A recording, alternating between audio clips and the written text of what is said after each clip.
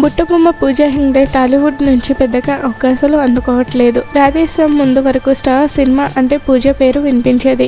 కానీ ఇప్పుడు ఆమెను ఎవరు పట్టించుకోవడం లేదు. పూజా హెగ్డేని తెలుగు పరిశ్రమ పూర్తిగా దూరం పెట్టింది. దీని వెనుక కారణాలు ఏంటన్నది మాత్రం తెలియదు. అయితే టాలీవుడ్లో ఛాన్సులు లేకపోయినా బాలీవుడ్లో సినిమాలు చేస్తుంది పూజా హెగ్డే. ప్రస్తుతం అక్కడ షాహిద్ కపూర్తో దేవా సినిమా చేస్తుంది అమ్మడు. ఈ సినిమా పూర్తి కాకుండానే వరుణ్ ధావన్ సినిమాలో సెలెక్ట్ అయినట్టు తెలుస్తుంది. బాలీవుడ్తో పాటు కోలీవుడ్ నుంచి కూడా పూజా హెగ్డేకి ఆఫర్లు క్యూ కడుతున్నాయి. ఇప్పటికే సూర్య 44 సినిమాల్లో నటిస్తున్న పూజా బేబ్ ఆ సినిమా సెట్స్ మీద ఉండగానే దళపతి విజయ్ చివరి సినిమాలో ఛాన్స్ అందుకుంది. విజయ్తో ఆల్రెడీ బెస్ట్ సినిమా చేసిన పూజా హెగ్డే మరో లక్కీ ఛాన్స్ అందుకుంది.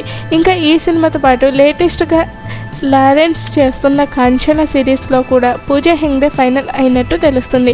పూజకి తమిళ పరిశ్రమ నుంచి వస్తున్న ఈ ఆఫర్లు ఖచ్చితంగా ఆమె కెరీర్ని మళ్ళీ సెట్ రైట్ చేసుకునేలా చేస్తుందని చెప్పొచ్చు. మొన్నటి దాకా చేతిలో ఒక్క సినిమా కూడా లేదని పూజ గురించి మాట్లాడిన వారంతా కూడా ఇప్పుడు అమ్మడు చేస్తున్న 5 సినిమాల గురించి చెప్పుకుంటున్నారు. పంచ్ పటాకాతో పూజ మళ్ళీ తన కెరీర్లో జోష్ నింపుకుంది.